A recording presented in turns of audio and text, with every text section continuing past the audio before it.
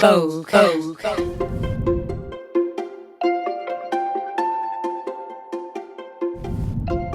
sa všetci zhodneme na fakte, že slovenčina je síce krásny, ale náročný jazyk.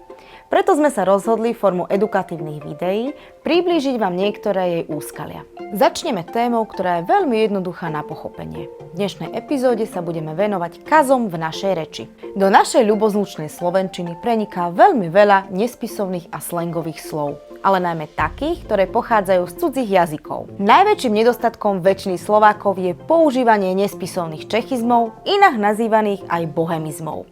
Je to spôsobené dlhou históriou s Čechmi, ktoré výrazne ovplyvnili náš jazyk a používame ich v reči všetci. Preto sa nemôžeme čudovať, keď nám niekto povie, že ide vyvesiť prádlo namiesto bielizne, iný si vyvrtne kotník namiesto členku. Poštárka ľuďom nenosí listy, ale dopisy, gazdinky nepoužívajú v receptoch slovenskú rastu, ale český kmín. Žiaci v škole povedia, že zvoní za 5 minút namiesto o 5 minút. Nemáme zachovať kľud, ale pokoj. No a na chlebík si natierame nespisovnú pomazánku namiesto spisovnej nátierky. Určite veľa čechizmov používate aj vy. Poďme si teda posvietiť na spisovné a nespisovné varianty slov v našom jazyku, aby sme sa im vedeli v budúcnosti vyhnúť.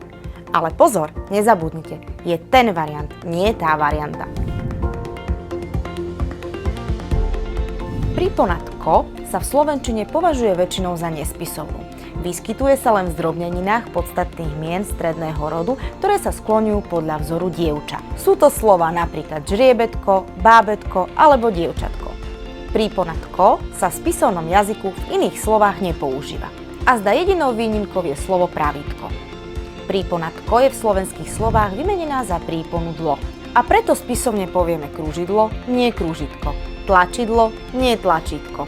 Slúchadlo, nie slúchatko. Ležadlo, nie lehátko. No a špáradlo, nie špáratko. Jedným z najčastejších čechizmov je slovo škatuľa. Alebo krabica?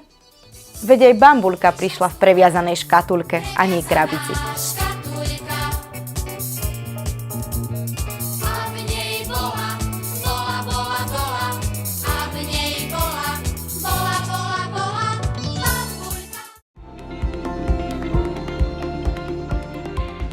Tak si to poďme vyskúšať v praxi.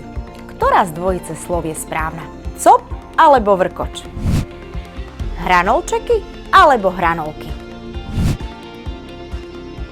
Rožok alebo rohlík?